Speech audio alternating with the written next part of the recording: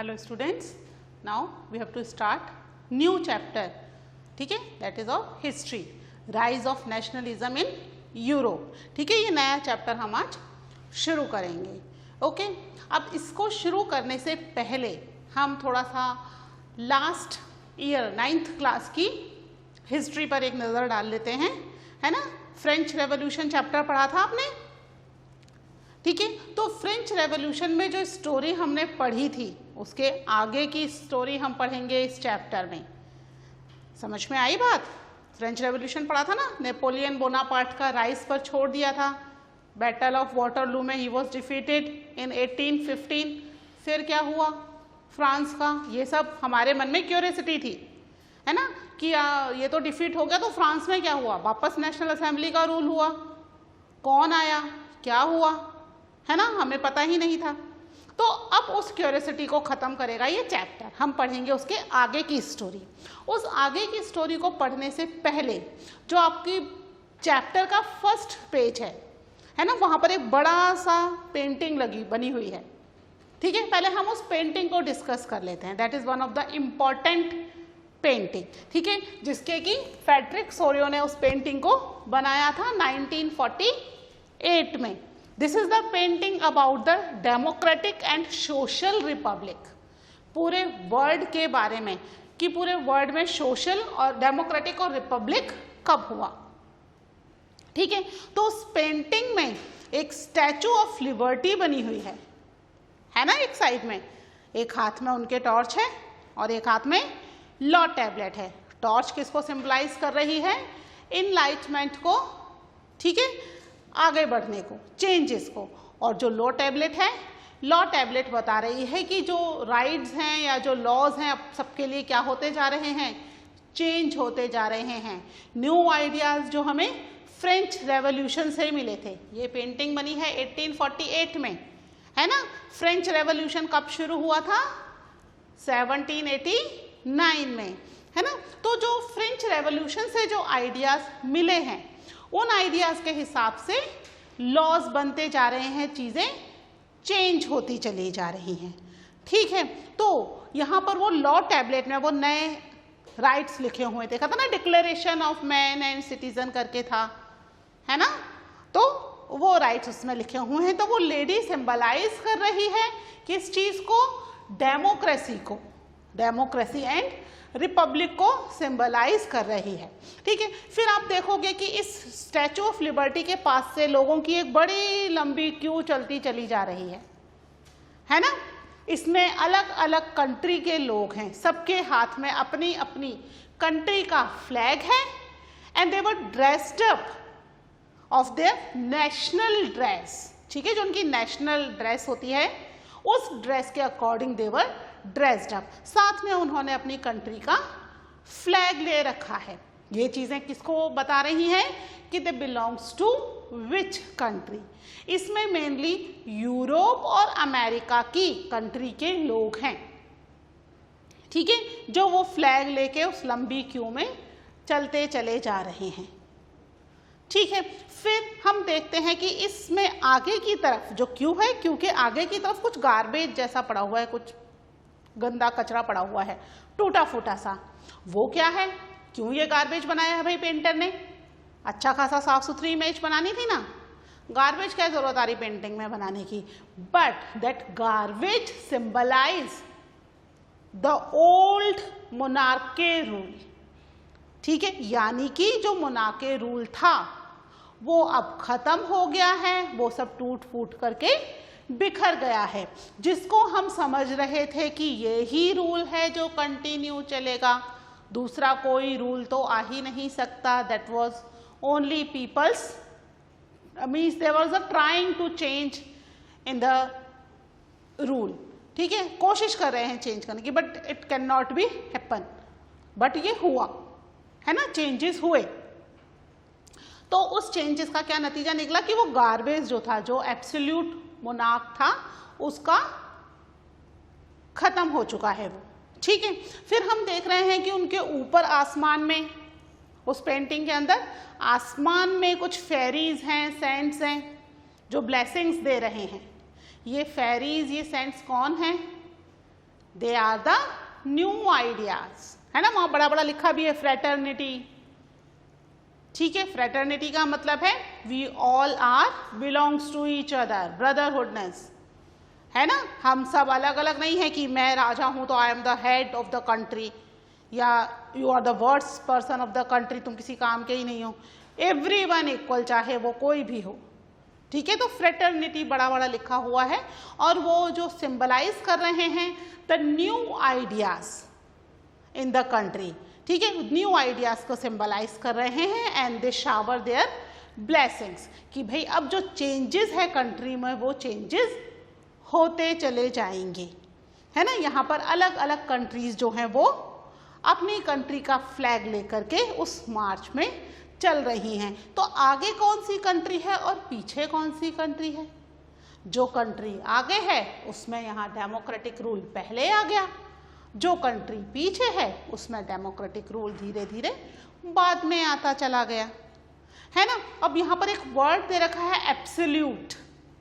ठीक है, absolute word का यहाँ मतलब है दैट मोनार्की रूल। ठीक है, एब्सोल्यूटाइज्ड करके एक वर्ड दे रखा है, that is the monarchy rule, जो कि क्या हो गया है, यहाँ पर खत्म हो चुका है मोनार्की रूल। ठीक है, इसके अलावा एक यूटोपिया वर्ड दे रखा है, मीन्स कि अब जो नया आइडिया है that is the utopian ideas. Utopian ideas मतलब, यूटोपियन वर्ड का मतलब है कि एक आइडियल सोसाइटी। एज सच कोई आइडियल सोसाइटी होती नहीं है। ठीक है, रियलिटी में कोई आइडियल सोसाइटी एग्जिस्ट नहीं है। हम डेमोक्रेसी में हैं, हम सोचते हैं कि इट्स आइडियल सोसाइटी, बट क्योंकि हम इसमें रह रहे हैं तो हमें पता है इसके लूप होल्स, है ना, क्या माइनस पॉइंट्स है। हम इसकी डीमेरिट्स भी पढ़ते हैं ना, लास्ट ईयर पढ़ी थी आपने शायद, है ना, डेमोक्रेसी की डीमेरिट्स। तो एज सच कोई भी रूल बिल्कुल परफेक्ट और आइडियल नहीं होता है। ठीक है, यूटोपिया वर्ड का मतलब है कि परफेक्ट आइडियल रूल। ठीक है, आपके उधर बगल में एक बॉक्स बना हुआ है जहां पर इन वर्ड्स के मीनिंग भी दिए हुए हैं। ठीक है, इसके अलावा जो सोरियो का जो विजन है, ये सारी जो ये पेंटिंग जो है इट्स अबाउट इट्स ड्रीम। ठीक है, the dream of world wide. एक रात को सोते समय फ्रेडरिक सोरियो को सपना आया था। ठीक है, उस सपने में ये सारी चीजें आई थी, और सुबह उठ के उन्होंने अपना सपना पेंट कर दिया, एक पेंटिंग बना दी। ठीक है, तो सबसे पहले जो कंट्री आगे आ रही है, United States of America and Switzerland आ रहे हैं। ठीक है, सबसे आगे। बेशक रेवोल्यूशन फ्रांस ने पहले शुरू किया था, बट उसको आइडियाज भी कहाँ से मिले थे फ्रांस को? From the United States of America. हमने देखा था ना 13 कंट्रीज को फ्रांस ने फ्रीडम दिलवाई थी फ्रॉम द कॉलोनियल रूल, और फिर वहाँ के कुछ आइडियाज, है ना, जो गवर्नमेंट चेंज हुई वहाँ के आइडियाज यहाँ आए थ्रू द फिलोसोफर्स। ठीक है, तो ये जो चेंजेस हुए थे, तो ये चेंजेस में सबसे जो आगे है इस क्यू में वो अमेरिका, और उसके पीछे है स्विट्जरलैंड। ठीक है, तो यहाँ पर एक के पीछे एक और भी बहुत सारी कंट्रीज क्यू बनाकर चलती चली आ रही हैं। These are mainly American and the European countries. ठीक है, ये पेंटिंग के बारे में आपको समझ में आया? ठीक है, अब आगे हम देखते हैं अबाउट द फ्रेंच रेवोल्यूशन, कि फ्रेंच रेवोल्यूशन में क्या क्या आइडियाज मिले थे। ठीक है, मैं इसको रब कर दे रही हूँ, पेंटिंग का मैंने नाम लिखा हुआ है। ठीक है, तो अब यहाँ पर हम पढ़ेंगे about the rise of nationalism. Nationalism क्या होता है? What is nationalism? नेशनलिज्म मतलब अपने नेशन के प्रति हमारा लव एंड अफेक्शन। ठीक है, ये फीलिंग कि that we belongs to this nation. जैसे हमारे अंदर फीलिंग है ना, भारत, वी आर इंडियन, तो इंडिया की कोई बुराई करता है तो वो हमें अच्छा नहीं लगता। हम बेशक कितनी कर लें, हमारी इच्छा है, वो हमारी कंट्री है, तो हमने कर ली तो कोई बात नहीं। अगर कोई और करे तो we can tolerate it, we can not tolerate it. क्यों? Because of the feeling of nationalism. हमारे मन में अपनी कंट्री के लिए बहुत ज़्यादा रिस्पेक्ट और बहुत ज़्यादा प्यार है, इसलिए हम उसकी बुराई नहीं सहन कर सकते। तो यूरोप के अंदर भी नेशनलिज्म की फीलिंग का राइज हुआ। तो क्या उससे पहले नहीं था नेशनलिज्म की फीलिंग का राइज? नहीं था, क्योंकि कंट्री जो थी, कंट्रीज तो थी but they were divided into small small units, छोटी छोटी यूनिट्स में बटी हुई थी। ठीक है, एक यूनाइटेड जो कंट्री होती है, इस तरह की कंट्रीज नहीं थी। लोगों को अपने एरिया से ज़्यादा किसी भी जगह के बारे में नॉलेज नहीं थी, ना वो जानने में इंटरेस्टेड होते थे। ठीक है, ये बाद में इस नेशनलिज्म की फीलिंग का राइज हुआ। कैसे हुआ वही तो हम पढ़ेंगे इस चैप्टर में, है ना, कि किस तरीके से हुआ, किस तरह से बहुत सारी कंट्रीज जो हैं वो यूनाइटेड हुई और उन्होंने अपनी कंट्री के लोगों को ये फील करवाया कि you belongs to this particular country. ठीक है, तो इसमें भी सबसे पहले हम किसके बारे में पढ़ेंगे? About the France. ठीक है, देखो बच्चों, इस चैप्टर में हम फ्रांस से रिलेट करके ही चैप्टर पढ़ेंगे। जो चेंजेस फ्रांस में हो रहे हैं वही चेंजेस बाद में दूसरी कंट्रीज अपने यहाँ करती चली जा रही हैं। ठीक है, फ्रांस जो है क्या है, इन सब का लीडर कंट्री बना हुआ है इस समय। बेशक हम देख रहे हैं कि यहाँ पर डेमोक्रेटिक रिपब्लिक रूल आने में लेट हुआ। ठीक है, दूसरी कंट्रीज ने अपने आप को ज़्यादा जल्दी चेंज कर लिया, कुछ कंट्रीज ने, बट यूरोप का लीडर तो यहाँ पर भी फ्रांस है। ठीक है, इसके लिए एक मैटरनिच, ड्यूक मैटरनिच है ऑस्ट्रिया के चांसलर, उनका एक स्टेटमेंट भी आता है कि when the France sneeze the whole Europe catches the cold. ठीक है, फ्रांस जो करता है वही चीज़ें पूरे यूरोप में स्प्रेड हो जाती हैं, फैल जाती हैं, यानी पूरा यूरोप भी वही करने लगता है। तो यहाँ पर हम पढ़ेंगे इसको रिलेट करते हुए विद द फ्रेंच रेवोल्यूशन, है ना। फ्रेंच रेवोल्यूशन में हमने क्या पढ़ा था कि नेपोलियन बोनापार्ट का रूल हुआ। नेपोलियन बोनापार्ट का रूल तो हुआ, उससे पहले क्या था, नेशनल असेंबली थी, है ना। नेशनल असेंबली ने भी काफ़ी चेंजेस किए कंट्री में।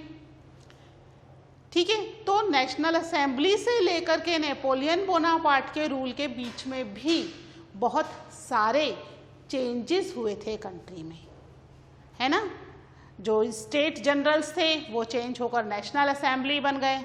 फ्लैग का कलर पहले के अकॉर्डिंगली चेंज हो गया। 3 स्टेट्स को डिस्क्राइब, जो 3 कलर हैं, है ना, वो 3 कलर किसको डिस्क्राइब कर रहे हैं? 3 स्टेट्स को। हमने फ्रेंच रेवोल्यूशन के शुरुआत में 3 स्टेट्स पढ़े थे, है ना। First state clergy, second state nobility, third state common people. तो वो जो फ्लैग के कलर्स हैं, they also describe the 3 states. Understood. तो हम यहां पर पढ़ेंगे कि इस समय क्या क्या चेंजेस हुए, ठीक है, फ्रांस के अंदर। तो हम पढ़ते हैं the French revolution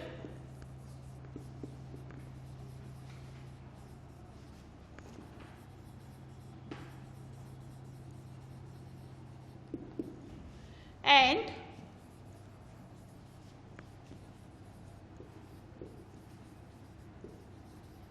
the idea of the nation।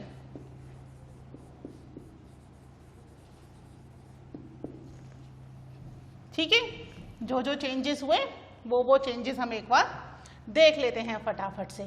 ठीक है, क्या क्या हुए? Steps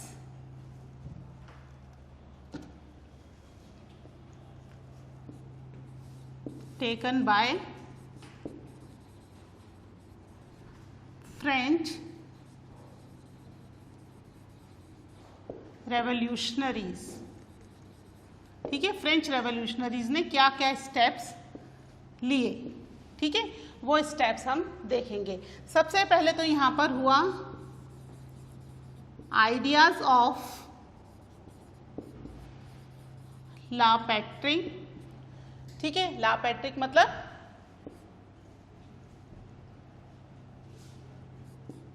fatherland. ठीक है, एंड ला सिटियोना। ठीक है,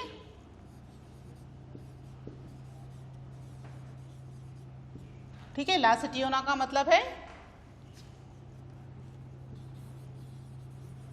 सिटीजन्स।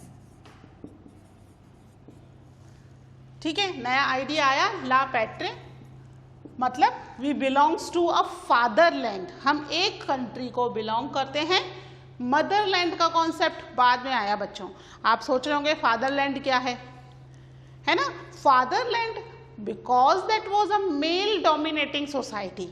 हमने देखा था कि फ्रांस में राइट्स भी दिए गए थे, तो किसको दिए गए थे? ओनली मैन, है ना, वेल्दी मैन को ही राइट्स दिए गए थे, सबको नहीं दिए गए थे। ठीक है, तो यहाँ पर सबसे पहले इन्होंने जो कंट्री है, कंट्री को डिस्क्राइब किया विद द फादर। जो फादर है he is the head of the family, है ना, तो फादर से किया। तो यहाँ पर फादरलैंड का कॉन्सेप्ट इन्होंने इंट्रोड्यूस किया। जब फादरलैंड के कॉन्सेप्ट से लोगों में नेशनलिज्म की फीलिंग नहीं आई, तब बाद में मदरलैंड का कॉन्सेप्ट इंट्रोड्यूस हुआ। ठीक है, तो सबसे पहले फ्रांस में ही ये इंट्रोड्यूस हुआ कि जो आइडियाज है फादरलैंड एंड सिटियोना, सिटियोना मीन्स सिटीजन्स की be belongs to the same country, we are the citizen of the country. ठीक है, हम सब एक ही फादर की संतानें हैं क्योंकि एक कंट्री को बिलोंग कर रहे हैं। ठीक है, ये आइडियाज दिया। इसके अलावा न्यू फ्रेंच फ्लैग बना,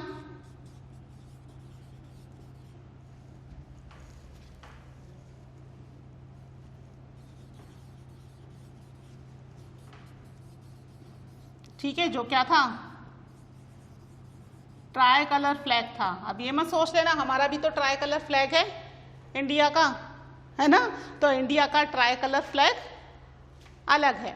ठीक है, इसके अलावा the state generals were replaced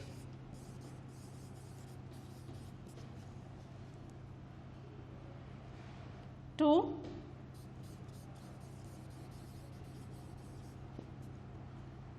national assembly.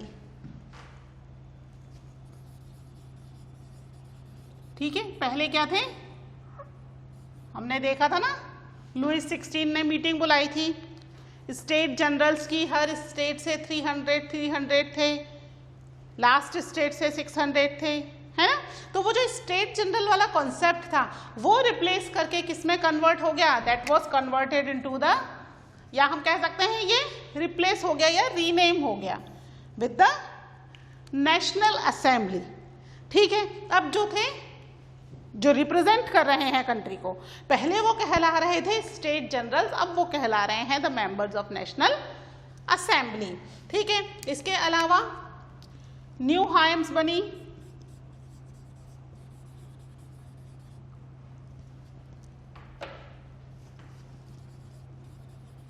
And oaths were taken.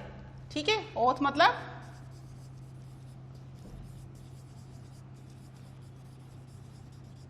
शपथ लेना। ठीक है, न्यू हाइम्स बनी। न्यू हाइम्स क्या है? नई पोएम्स वगैरह हैं, जैसे हमने पढ़ा था मर्सिलेस। ठीक है, जो क्या कर रहे थे उनमें, जब वो ऑस्ट्रिया और प्रूशिया के अगेंस्ट वॉर कर रहे थे तब वो सॉन्ग गा रहे थे मर्सिलेस, जो क्या है अभी फ्रांस का नेशनल एंथम। तो this is one of the example. इस तरह की बहुत सारी हाइम्स जो थी उस समय कंपोज हुई, जो रेवोल्यूशनरीज के मन में एकदम से बहुत ज़्यादा जोश जगा रही थी।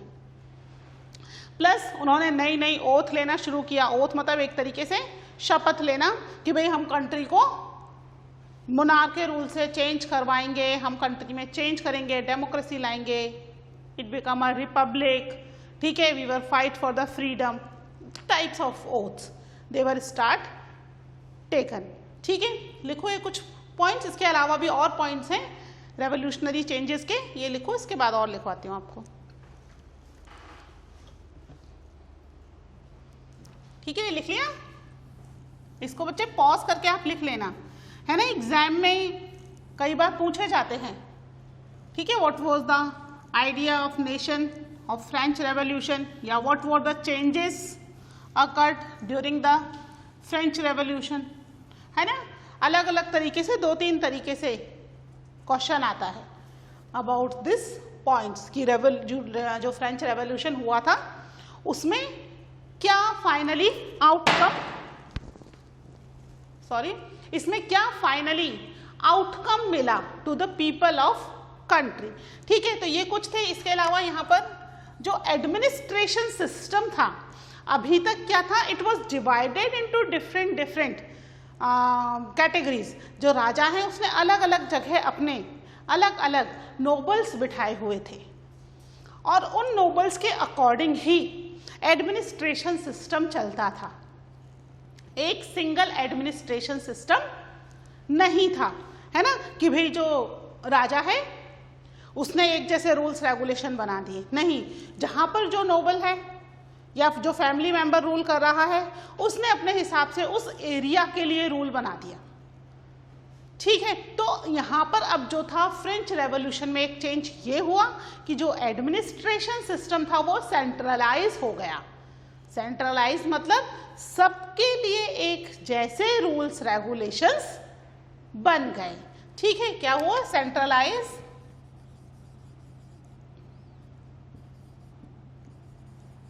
Administration system.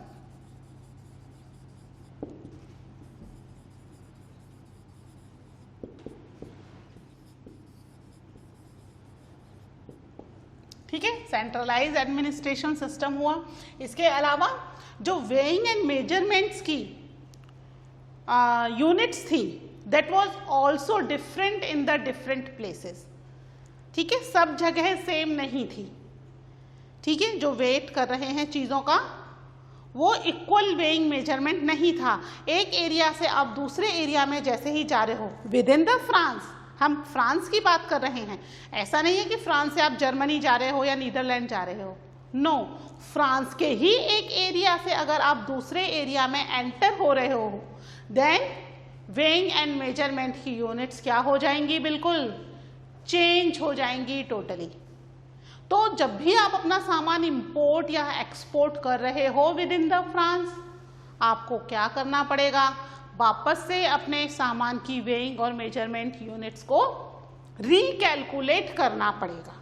अब यहाँ पर ये चीज़ें खत्म हो गई. क्या हो गई, uniform weighing and measurement system हो गया. क्या हुआ, यूनिफॉर्म सिस्टम ऑफ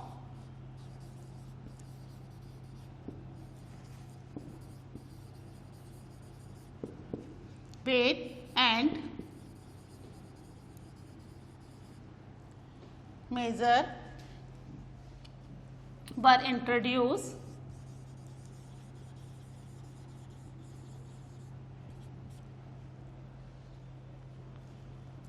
ठीक है, सेम एक जैसा वेइंग और मेजरमेंट यूनिफॉर्म सिस्टम कर दिया. यूनिफॉर्म सिस्टम मतलब इक्वल, एक जैसा. ठीक है, कहीं कम या ज़्यादा नहीं होगा. जो चीज़ों की यूनिट आपने एक बार मेजर कर ली अब वो कंटिन्यू सेम ही रहेगी. यानी 1000 ग्राम का 1 kg है तो हर जगह ही 1000 ग्राम का 1 kg ही रहेगा, कहीं पर भी चेंज नहीं होगा. पहले ये चेंज हो रहा था. ठीक है, इसके अलावा क्या किया इन्होंने, इसके अलावा जो था अब जो French became national language of France. ठीक है, बहुत सारे रीजनल डायलेक्ट्स उस समय बोले जाते थे फ्रांस में. डायलेक्ट्स मतलब अलग अलग तरह की भाषाएं. ठीक है, अगर हम बात करें जैसे राजस्थान के अंदर हम बात करें तो राजस्थान में अलग अलग डायलेक्ट्स हैं. हाड़ौती है, मारवाड़ी, शेखावटी है ना, ढूंढाड़ी, वेरियस डायलेक्ट्स हैं. ये बेसिक लैंग्वेज तो हम राजस्थानी बोल रहे हैं. ठीक है, तो राजस्थानी एक लैंग्वेज है जिसके अंदर अलग अलग तरह की भाषाएं भी चलती हैं जो एक दूसरी लैंग्वेज से थोड़ी बहुत सिमिलर हैं बट थोड़ी बहुत चेंज भी हैं. तो फ्रांस में अगर आप एक जगह से दूसरी जगह जा रहे हो तो पूरी तरीके से लैंग्वेज चेंज हो जाती थी। ठीक है, क्या हो रहा था, डायलेक्ट्स चेंज हो रहे थे। लेकिन जो फ्रांस की कैपिटल थी पेरिस, यहाँ पर प्रॉपरली फ्रेंच लैंग्वेज बोली जाती थी। ठीक है, तो जो फ्रेंच लैंग्वेज है इसको क्या कर दिया यहाँ पर, नेशनल लैंग्वेज फाइनली कर दिया कि अब जो है हमारी लैंग्वेज फ्रेंच है and everyone has to speak it. आप अपनी लोकल लैंग्वेज भी बोलो, वो कोई दिक्कत नहीं है, लेकिन फ्रेंच तो सबको आनी ही चाहिए, यानी कंट्री के लिए एक सिंगल लैंग्वेज भी कर दी। जैसे एक वेइंग एंड मेजरमेंट की यूनिट भी सिंगल कर दी ना, फिक्स कर दी कि भाई ये वेइंग एंड मेजरमेंट की यूनिट्स है। इसी तरीके से यहाँ पर लैंग्वेज भी कर दिए, उन रीजनल डायलेक्ट्स को हटा दिया गया। ठीक है, समझ में आया। तो ये कुछ चेंजेस थे जो रेवोल्यूशनरीज ने किए थे। इसके बाद और भी चेंजेस हम देखेंगे जो कि बाद में नेपोलियन बोनापार्ट ने भी किए। ठीक है, नेपोलियन बोनापार्ट के चेंजेस को कहा जाता है सिविल कोड ऑफ 1804, है ना, देखा था ना, जब Napoleon Bonaparte crowned himself as a emperor of France, तो 1804 में था। ठीक है, तो उसके बारे में हम पढ़ेंगे इन द नेक्स्ट लेक्चर। ठीक है, till then take care, bye.